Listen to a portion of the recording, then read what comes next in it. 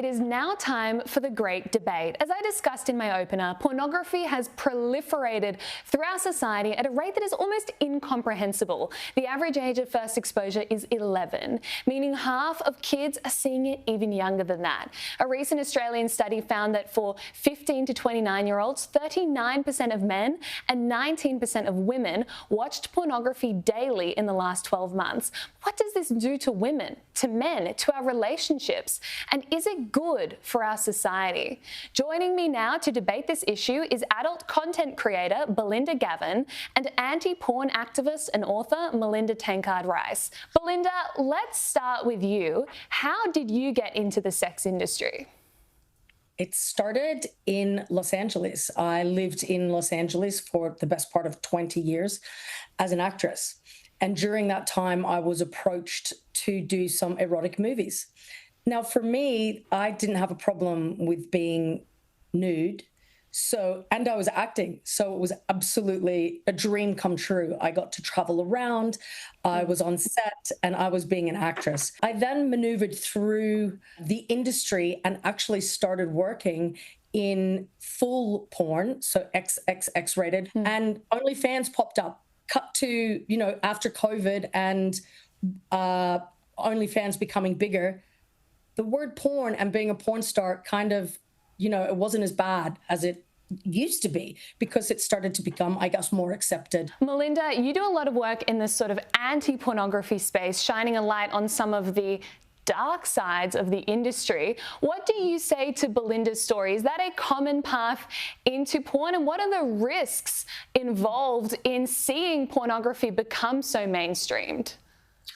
Yeah, we've certainly seen the normalisation and the glamorisation and the embedding of the sex industry, including now on TikTok, which has 200,000 young people there and 62% under the age of 16. So certainly there has been a massive transformation and embedding a normalisation of the industry, teaching young women that it's an aspiration, it's an aspirational goal to commodify your body, to sell porn, to become a content creator on OnlyFans.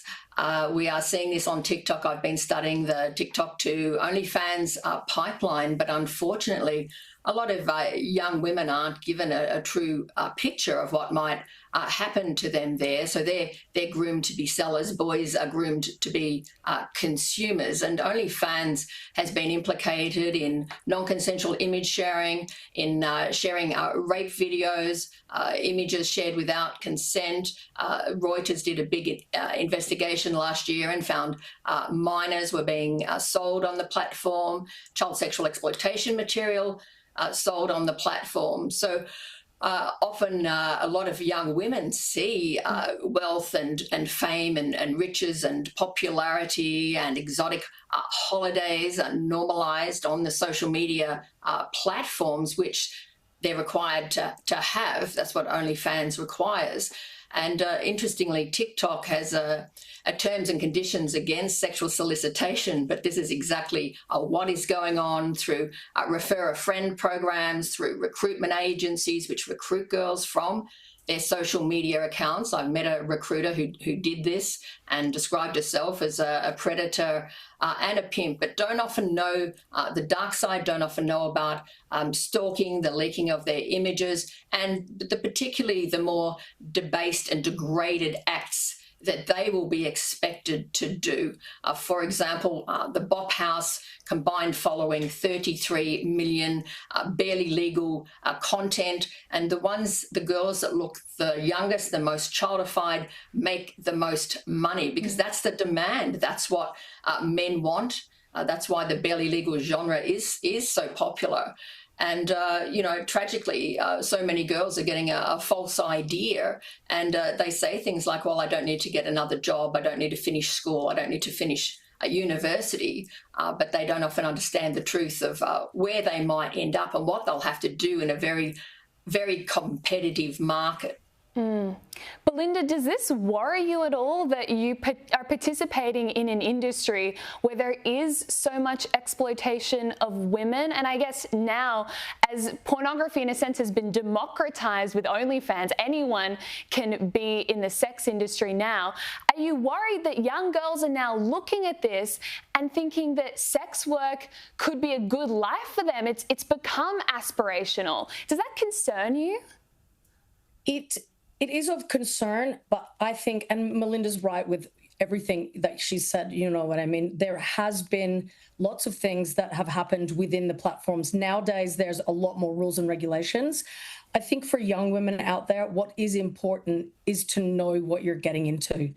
You have to understand that once you cross this line, that's it. It's going to be there. Some people, I'm very face out. I'm very outspoken about the industry, obviously. But I knew that, I knew that coming into this, and I understood it. I think, yes, some girls are unfortunately jumping in because they see, there's a lot of girls that do very well now. And you don't have to actually do X-rated stuff on OnlyFans either. There's still a lot of girls that make a lot of money not doing X-rated stuff.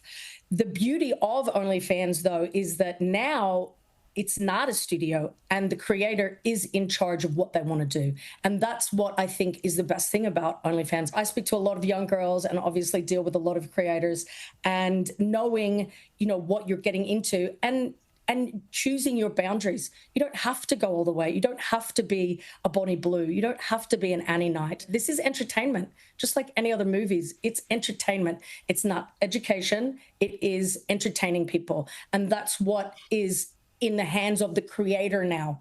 So I can choose what kind of content I want to put out there. Well, I guess my personal perspective would be it's not just entertainment when it involves sex and nudity. It is far more serious than that. But I want to ask Melinda a question. What do you think this is doing to relationships between men and women when you see exposure to pornography at such a young age, 11 years old? What's that doing to girls and boys as they grow up? Yes, I'd just like to comment on a couple of things Belinda said, and then I'll answer that question. So the average income is $125 a month. So girls think that they might end up as millionaires. That's very, very rare. 1% of women in the industry make those high figures.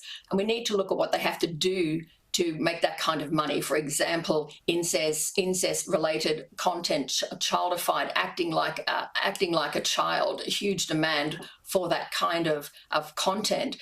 In terms of what young people are learning, I've interviewed so many girls that say that boys want to choke them, boys want to strangle them, boys expect them to do the sex acts that the boys have seen in porn. We need to remember that the most popular genres of porn are the most violent. I have more young women now saying to me they don't even want to date anymore because so many men are porn sick.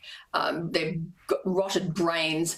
They've just glutted so much on porn. They don't know how to have a normal, healthy, respectful, intimate relationship. We're seeing in Australia now a rise of child-on-child sexual assault at levels never before seen. The ABS data shows that adolescent boys 14 to 19 are now not only committing the highest rates of sexual offences against women and girls, they are committing the highest rates of sexual offences against children. This has not been seen before. You can find that research in the International Journal of Child Abuse and Neglect, and any authority in the field is now identifying exposure to pornography, to violent pornography as fueling attitudes which drive violence against women. We cannot address the epidemic of violence against women if we don't address the role pornography has in shaping attitudes and behaviours towards real women and real girls. This isn't fantasy. This is happening in the real world. Final thoughts on that, Belinda, before we go? Education, I believe, is what will help us here. There is no sex education in the school. They have to rely on what they see. And of course, that's what they're, exposed to. And hopefully we could have some OnlyFans that is educational. That would be my dream, is to be able to have creators that are actually caring about, and it is called ethical porn. There's a lot of them out there.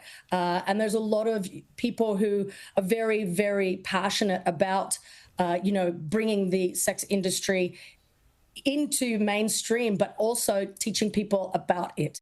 Well, that's an interesting question. Could there be such thing as an ethical porn industry? Belinda Gavin and Melinda Tankard-Rice, thank you so much for joining us this evening.